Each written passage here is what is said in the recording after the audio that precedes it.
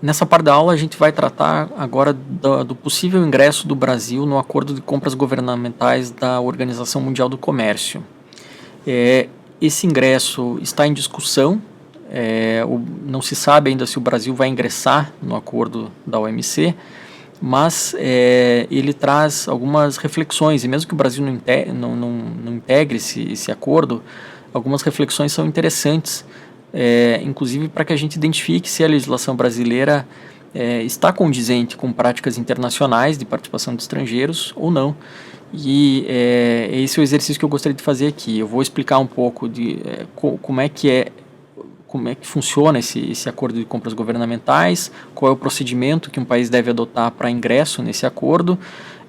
Vamos examinar qual é a situação do Brasil nesse contexto, mas o foco principal aqui é identificar até que ponto a legislação brasileira está condizente com práticas internacionais. Eu acho que isso é um exercício válido, ainda que o Brasil deixe de buscar o ingresso no acordo da OMC.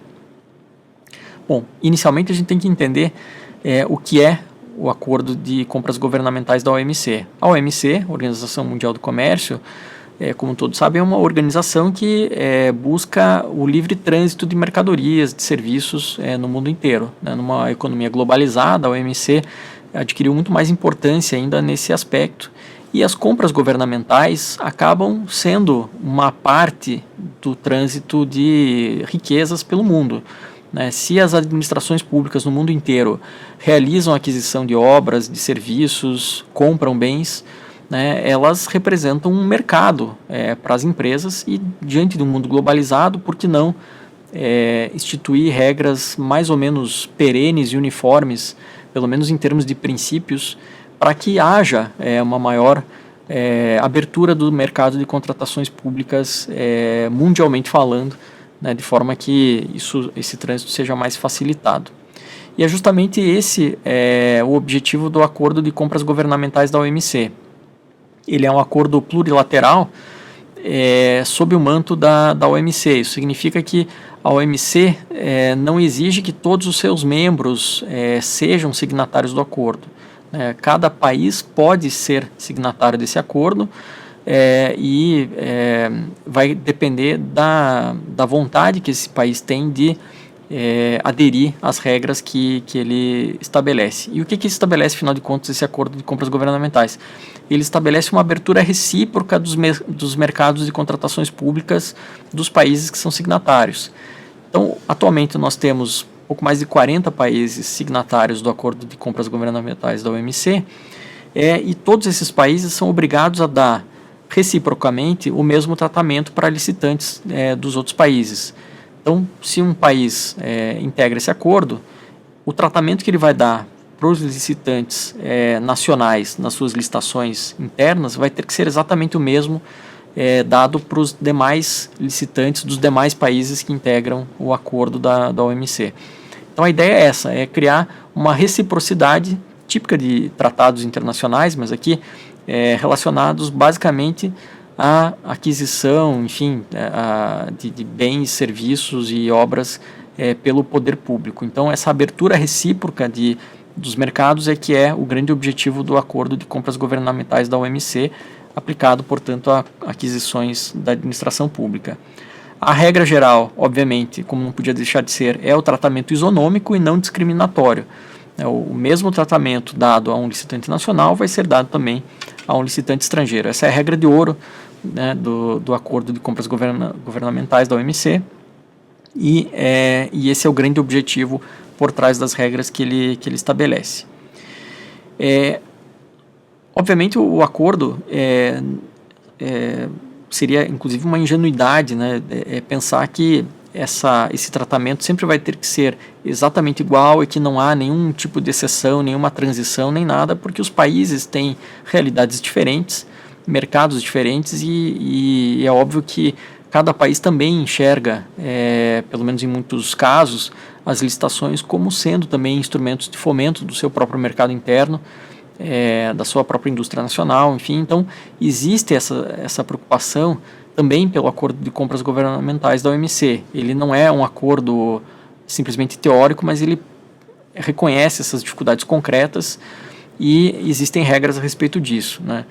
Em primeiro lugar, o acordo não se aplica necessariamente a todas as contratações de um país específico, né? Isso é definido no processo de adesão do país que é negociado. Então, cada país que quiser ingressar como signatário do acordo da OMC vai fazer uma proposta indicando quais são as extensões vertical e horizontal dessa abrangência, ou seja, vai dizer quais são os valores de contratos que serão submetidos ao acordo da OMC e quais as entidades públicas que serão abrangidas pelo acordo. Então, por isso, a extensão vertical e horizontal, como a gente fala, por exemplo, entes subnacionais, né? O Brasil, por exemplo, se quiser entrar no acordo da OMC, ele não necessariamente vai ter que abrir todas as listações de todos os estados e de todos os municípios às regras do acordo. Ele pode estabelecer que as listações de determinados estados, de determinadas entidades, serão submetidas ao acordo e outras não necessariamente. Então, e o mesmo em relação a valores, né? Listações normalmente de valores muito baixos não se submetem às regras do acordo da OMC, porque não faz nem muito sentido que um licitante estrangeiro participe de listações de menor monta. Então, essa definição é feita caso a caso e o acordo da OMC não se aplica necessariamente a todas as contratações do país. Isso vai ser definido sempre no processo de adesão de um país ao acordo.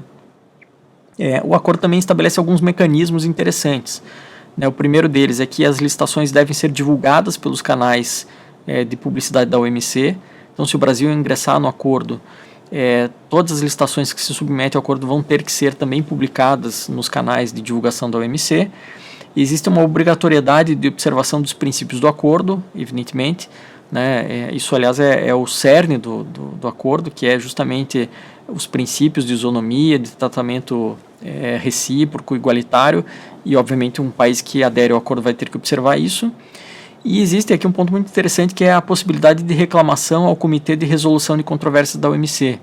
Então, numa licitação que se submeta ao acordo da OMC, se um licitante entender que a administração pública está agindo em desconformidade com o acordo, esse licitante vai poder acionar o Comitê de Resolução de Controvérsias da OMC e esse comitê vai resolver aquela controvérsia específica. Então, esse é um ponto interessante também, porque traz uma possibilidade, né, de resoluções rápidas que sejam eficientes e voltadas realmente ao cumprimento do acordo. Nada adiantaria firmar um acordo se a aplicação concreta dele acaba contrariando as regras. E por fim, e obviamente isso aqui é só uma pincelada geral a respeito do acordo, porque ele poderia, ele tem regras muito mais detalhadas, mas um ponto também que me parece muito importante diz respeito às regras de transição. O acordo, como eu falei, reconhece que as licitações públicas são um mecanismo de fomento também, de incentivo à indústria nacional. Isso não é uma peculiaridade do Brasil. Países, inclusive, de economia muito avançada, têm políticas relacionadas a contratações públicas que se voltam ao desenvolvimento do mercado nacional. Os Estados Unidos, por exemplo, têm políticas de buy national, né, que são aquelas licitações que têm regras voltadas à contratação de empresas norte-americanas, e é normal, isso acontece em diversos países. O acordo da OMC, se fosse contra essa possibilidade, muito provavelmente não seria bem sucedido. Então, o acordo tem uma permeabilidade a esse tipo de regra e ele prevê regras transitórias de incentivo à produção local. Então, quando um país ingressa no acordo, ele tem um período específico que pode ser negociado caso a caso, em que haverá regras de transição para justamente permitir a continuidade dessas regras de incentivo, mas que haja, depois de um certo tempo, uma equalização delas. Então, isso é uma visão básica aqui do acordo e já dá uma noção geral de como que funciona. O acordo não prevê propriamente um procedimento muito detalhado de licitação, né? Ele permite que um país adote as suas regras internas de licitação. O que ele estabelece são diretrizes gerais, que depois a gente vai ver algumas mais para frente, mas relacionadas a não só princípios e isonomia, princípios de tratamento equânime e tal, mas também prevê algumas peculiaridades relacionadas a prazos mínimos, a publicidade, enfim. Então, a ideia quando um país ingressa no acordo do OMC não é revolucionar toda a sua sistemática interna de licitações. É equivocado pensar que o Brasil teria que, por exemplo, reformular toda a sua legislação. Ele vai apenas ter que observar certos preceitos do acordo de compras governamentais, que são o mínimo ali que se exige de um país que aderiu ao acordo. E qual é a situação hoje do Brasil? O Brasil é um observador do acordo desde 2017, então como membro observador ele acompanha as discussões, acompanha o assunto, mas não integra propriamente o acordo. Em 2020, o Brasil requereu a adesão ao acordo e desde então o Brasil já apresentou algumas propostas, né? Houve uma primeira proposta que já foi discutida, depois houve uma segunda proposta e atualmente nós estamos numa terceira rodada de negociações. O Brasil é o maior mercado doméstico da América Latina em termos de contratação pública. Não há nenhum país na América Latina que se compare com o nível e o valor das contratações públicas no Brasil, né? Então é um mercado bastante significativo e o Brasil está realmente negociando ativamente o seu ingresso, né? Talvez esse procedimento fique paralisado por algum tempo, mas o fato é que existe essa intenção, pelo menos formalizada, do Brasil em aderir ao acordo da OMC.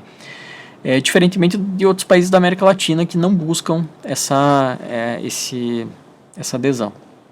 Como que ocorre o processo?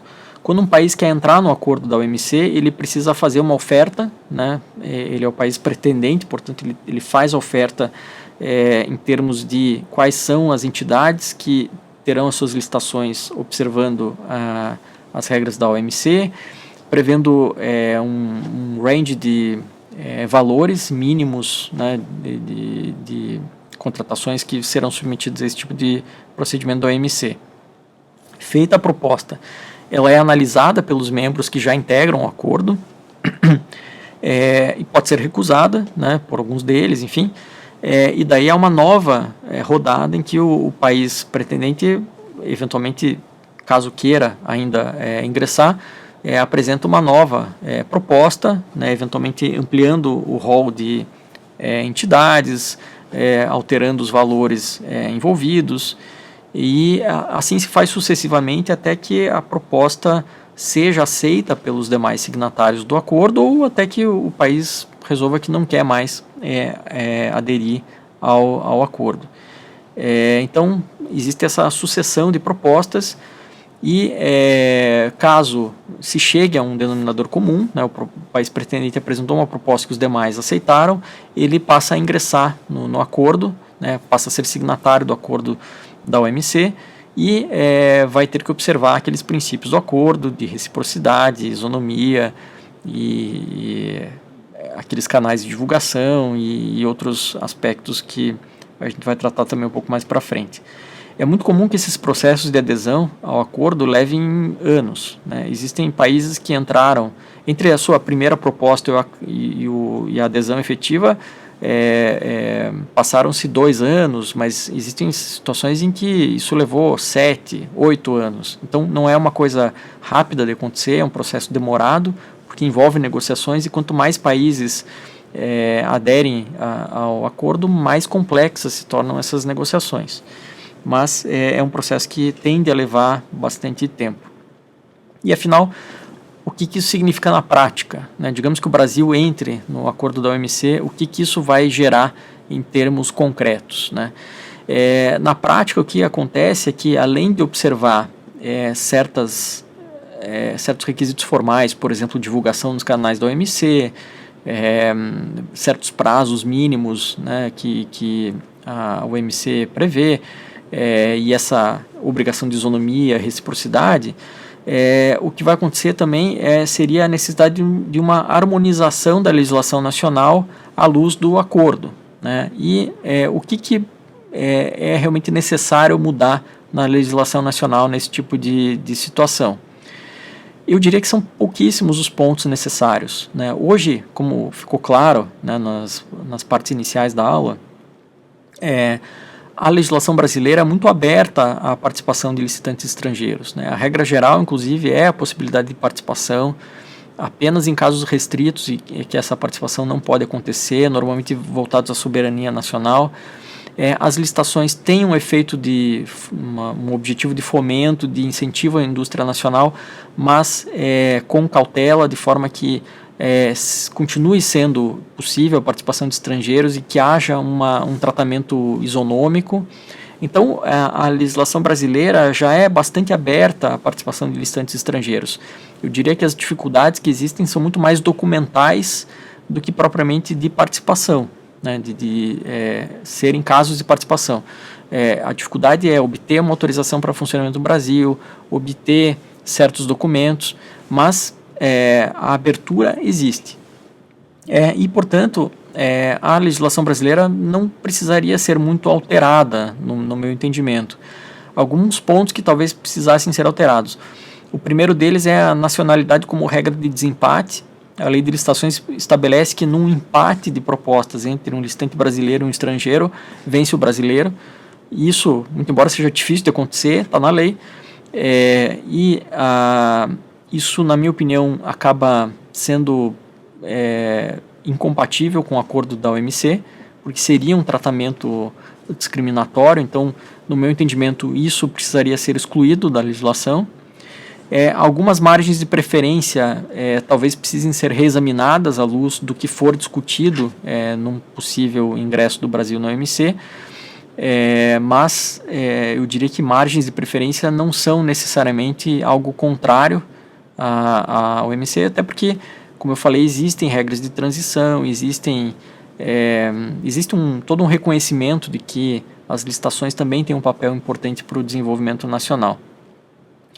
Em termos de prazos, a legislação brasileira de licitações estabelece prazos que são relativamente curtos em comparação com aqueles do acordo da OMC. Em regra, as regras do acordo da OMC prevêem prazos de 40, 25 e 10 dias, não há prazos menores do que isso. E a legislação brasileira prevê prazos, por exemplo, de 3 dias para certos atos ou até menos. Então, considerando a dificuldade de licitantes estrangeiros, talvez haja uma necessidade de ampliação desses prazos. E os métodos de seleção que existem na legislação brasileira me parecem bastante compatíveis com aqueles métodos de seleção do acordo da OMC. Esse acordo basicamente tem 3 métodos de seleção, né, previstos lá no procedimento, que são o Open Tendering, que é aquela licitação aberta a qualquer interessado, o Selective Tendering, que são aquelas licitações em que os licitantes vão ser previamente selecionados para participar da licitação, e o Limited Tendering, que são as situações de uma limitação na participação. Tudo isso me parece compatível com a legislação brasileira, não há propriamente uma incongruência, né? Até porque a regra geral é o Open Tendering, ou seja, é a licitação aberta. Então, essa seletividade na participação vai ser em casos muito excepcionais, e me parece que isso é compatível com a legislação brasileira. E, por fim, os procedimentos de controle e revisão dos atos da administração pública no Brasil me parecem também compatíveis com o que o acordo da OMC prevê. O acordo da OMC basicamente exige que os procedimentos de controle sejam procedimentos do tipo procedimentos judiciais, né, sejam judicial type procedures.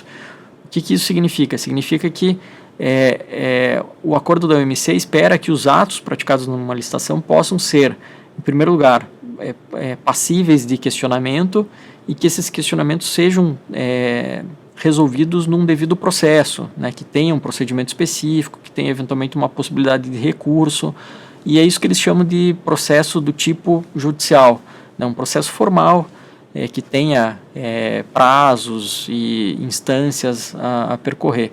E é justamente isso que a gente vê no Brasil, né? Qualquer ato, não qualquer ato, mas alguns atos, né, em um determinado momento específico das licitações do Brasil serão objeto possivelmente de um recurso administrativo.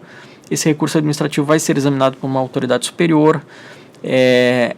Os atos praticados podem ser questionados no Tribunal de Contas, em outros órgãos de controle, no Judiciário. Então existe toda uma sistemática de controle das licitações do Brasil que me parece inclusive muito mais desenvolvida do que aqueles requisitos mínimos previstos no acordo da OMC.